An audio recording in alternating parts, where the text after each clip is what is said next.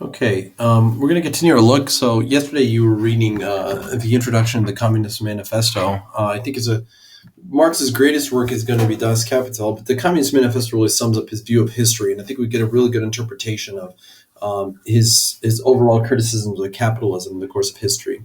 So the most known work is the Communist Manifesto. Marx and Engels worked to directly challenge the idea of capitalism, and so Marx's ideas are influenced by utopian socialists, but it's going to be very, very different. Marx was very heavily influenced by the German philosopher Hegel, who, as we talked about in class, had this idea of his dialectic, that history is driven by two opposing forces in society, two great themes that battle it out. He called it the thesis, which is the main idea. Then it's opposed by what he called the antithesis.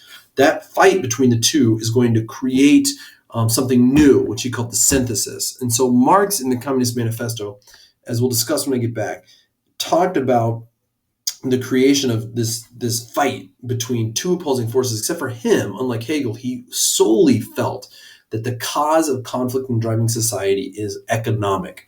So right there in the Communist Manifesto, as you read, it's about the history of all hitherto societies is the history of class struggle, that rich man and poor man, landowner and serf, patrician and plebeian, and in his case, the culmination now is the bourgeoisie and the proletariat, the owners of the means of production, the new liberal capitalist, and the proletariat owns nothing about its work. The industrial worker that has no other way to make a living besides with their body. And so he thought the struggle was the culmination of history, and he envisioned that this fight that is going on between the bourgeoisie and the middle class was going to end in what he called a proletariat revolution, that the proletariat would eventually develop a class consciousness. They would realize, instead of being divided, and not just within a nation, but they would realize internationally that, in his vision, that they were all on the same level. And it's the little divides between them that allowed them to be abused.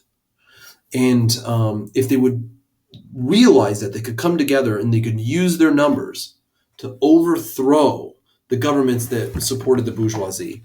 And for Marx, he thought that this would kind of be the end of the circle of history, because the industrial age, once a communist government was put into place, the government, essentially the people, would own all the means of production. And so all the profits, like Blanc was describing, would be shared, except in this case, instead of just being a few workshops here and there that are competing with private workshops, there would be no private ownerships of the means of production. Everything would be owned by the people for the benefit of the people.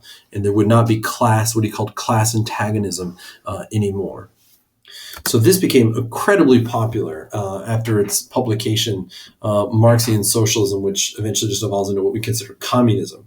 So in socialist ideas that exist today, for the most part, many socialists kind of think along the lines of Blanc, that in socialist countries that are around today, the heavy production, factories and natural resources and all that, heavy industry is typically owned by the government, directed for the benefit, but there's still private ownership of businesses. In a purely communist state that Marx is envisioning, there is no private ownership. And I think that's a little bit on the thread of Proudhon saying, property is nothing but theft. Property owned collectively for the benefit of all. And you can understand why workers in terrible conditions would turn to kind of this radical idea. So when we get back, I want to talk on Monday and go over the Proudhon and Marx source, and we're going to discuss them in a little bit more detail. But we're going to shift gears here a little bit and talk about the idea of the Romantic movement, which I held on until this ideology movement. When we discuss the Industrial Revolution, the triumph of science, and the power of the industrial age, there's always a reaction. So maybe Hegel was onto something. And the Romantic movement is just a reaction to that. McKay wrote that radical concepts of politics and society were accompanied by comparable changes in literature and other arts during the dual revolution. The Romantic movement was in part a revolt against classicism and the Enlightenment, but is also a revolt against the industrial age. And so what I mean by that is the very word romantic, it's referring to more of a reconnection with emotion in nature. a rejection of with the Enlightenment, reason and logic of everything, the rejection of the artificial of the industrial age and all the terrible things that the industrial city had done. And the Romantics want to make a criticism of that and say there's truth to be found outside of science. There's truth to be found outside of just logic and reason. That emotion in and of itself has a truth, and that there's value actually in humans' interaction and nature, and not just the conquest of nature that was so popular during the industrial age of the 19th century. So it begins in the late 18th century, becomes really strong towards the middle, because Romantics had an appeal to not only socialists who partly are rejecting some of the problems of the industrial age, but they had a really strong appeal to nationalists. And the reason that the Romantics had a strong appeal to nationalism is because nationalism isn't something that you can measure. Nationalism is not something that you can see or touch or feel. But to nationalists, it was truth. It was real. And so they attach themselves to that idea. So it's not really about the measurement or logic or anything like that. It's about that we feel that we belong together and we feel that we have a destiny. So a lot of expression of emotion and nature.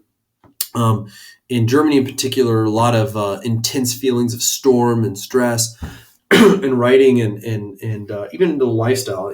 Romantic artists and writers are known to have been somewhat, I guess we would probably throw the word emo on them a little bit. But and with the industrial age, is also Romantics called for the rejection of the materialistic culture that we were seeing, the consumerism of even the 19th century. It is about traveling and reconnecting yourself to not only humans but also nature. So Romanticism in literature is pretty strong. It flourishes first in Great Britain, but it's going to spread to the continent. Some examples are William Wordsworth, Walter Scott.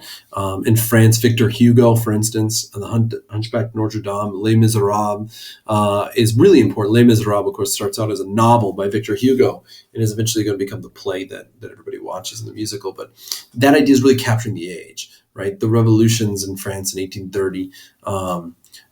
It was about the feeling of the people. It was about the social issues. It was about even not only just social industrial issues, but a nationalism. We'll see this in the art and the liberty leading the people. It's an idea. They're ideas that can't be quantified or seen. They're ideas that aren't connected to the world of the industrial age, and they're real and they can drive our society. So, that's kind of rejection of that idea of positivism, of science and industry, and reality that there are greater truths out there. And the nationalists want to remind him of that. We can't see nationalism, but it's there. It's there. And so with Romanticism in literature, I think one of the great examples of this is the Brothers Grimm, the fairy tales collected from Germany that have been passed around for years and put down. We know many of these fairy tales in the Brothers Grimm fairy tales, Hansel and Gretel and stories like that. But they're in there because they were designed to show nationalism and nationalist pride, that the people have their own stories, that there's value in that. And in fact, in a lot of ways, that culture is even higher. We can see early kind of nationalist thought when we looked at criticisms of early German nationalists criticizing Germans for being too French, Herder and Fichte. And now we're seeing that become stronger and stronger and stronger as there's calls for German unity, as there's calls for Italian unity, as there's calls for nationalists to break from great empires in places like Austria-Hungary. In art and music, we see this as well, the images in the painting of nature and conflict and storms, and but also within the music. And I think Beethoven is the greatest example of this. We'll listen to some Beethoven when I come back and try to understand it in this. So we'll get into Romanticism when I return on Monday in a little greater detail. And we'll look at some art in our romantic PowerPoint. So we'll go through romantic examples of art. We'll listen to some music when I return. But we'll come back to these themes and try to understand why the radicals are turning to this. So in a minute, we're going to move and talk about.